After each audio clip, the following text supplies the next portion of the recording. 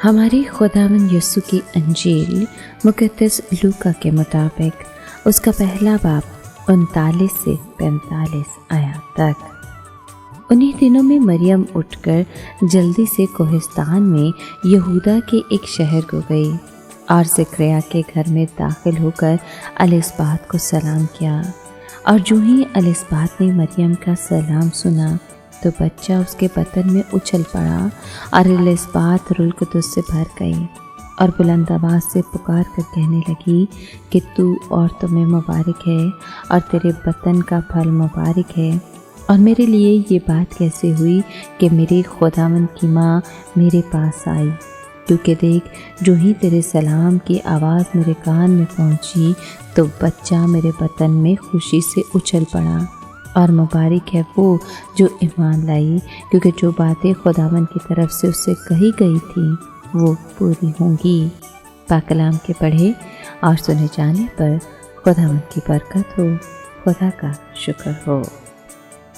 عزیز دوستو، مریم الصبات سے ملاقات کے لیے گئی تاکہ جو کچھ فرشتے نے الصبات کے بڑھاپے کے حمل کے بارے میں کہا تھا اس کی سچائی کو اپنی آنکھوں سے دیکھ سکے، اور جو خوشخبری شخصی طور پر اسے ملی تھی اس کی صداقت کی تصدیق کر سکے۔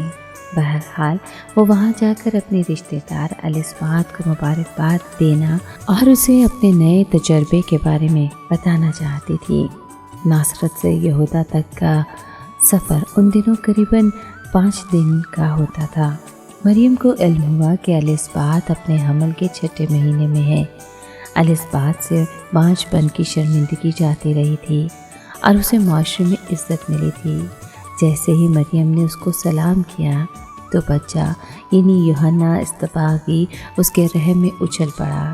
یہ الصبات کے لیے نشان تھا کہ جو شخصیت اسے سلام کر رہی ہے وہ عرصہ دراز سے انتظار کیے جانے والے مسیحا کی ماں تھی۔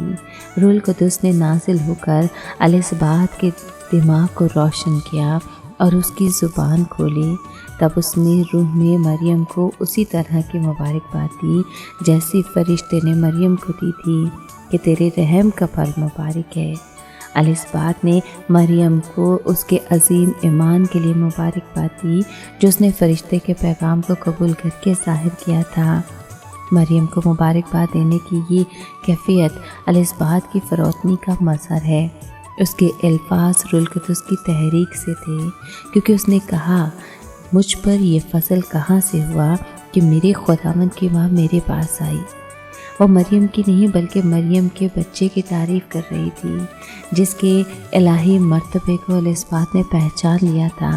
جب الصبات نے اپنی مبارکباد ختم کی تو روح القدس سے معمور ہو کر مقدسہ مریم نے یوں کلام کیا، میری جان خداوند کی بڑائی کرتی ہے اور میری روح میرے مننجی خدا سے خوش ہوئی، کیونکہ اس نے اپنی بندی کی پست حالی پر نظر کی، اور دیکھ اب سے لے کر ہر زمانے کے لوگ مجھ کو مبارک کہیں گے، کیونکہ اس قادر نے میرے لیے بڑے بڑے کام کیے ہیں اور اس کا نام پاک ہے۔